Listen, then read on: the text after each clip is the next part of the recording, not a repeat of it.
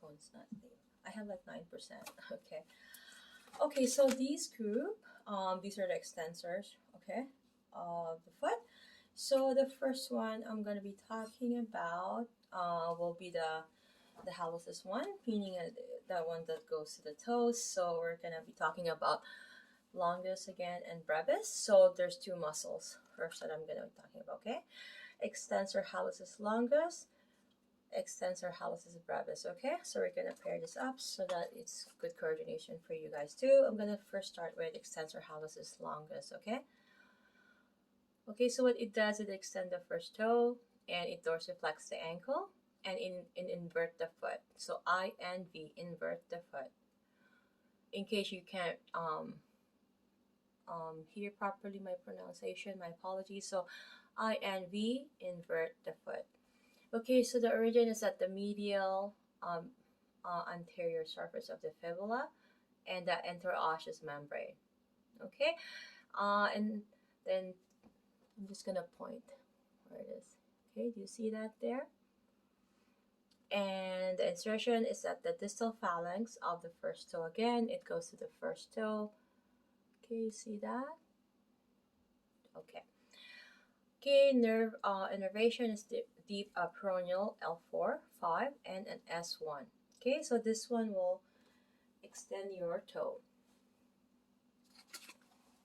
Okay, and now we're going to be talking about the extensor hallucis brevis.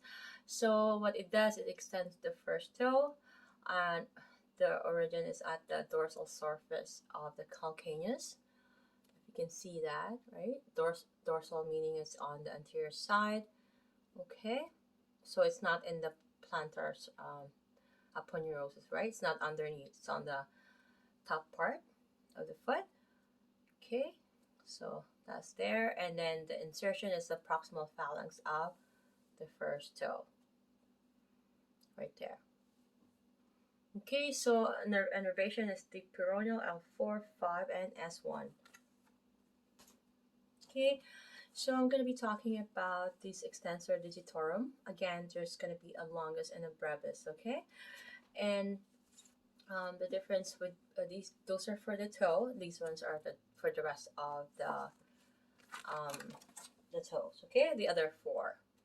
Second, third, fourth, and fifth, okay? So the first one that we're going to talk about is the extensor digitorum longus. Okay, what it does, it extends the second through fifth toes. It also dorsiflex the ankle and it evert the foot.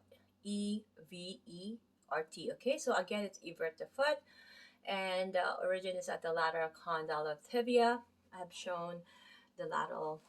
I'm gonna go back to my book, but I think this shows clearly here. Yeah, see, you see that the lateral condyle of tibia. Okay, so because this will be in the medial, right, on the midline. That's the lateral, because we're talking about the tibia. It's referring to the tibia. We'll keep that in mind. Okay, lateral condyle of the tibia. There, proximal anterior shaft of fibula. There, and interosseous membrane. Interosseous membrane is that fascia in between the tibia and the fibula.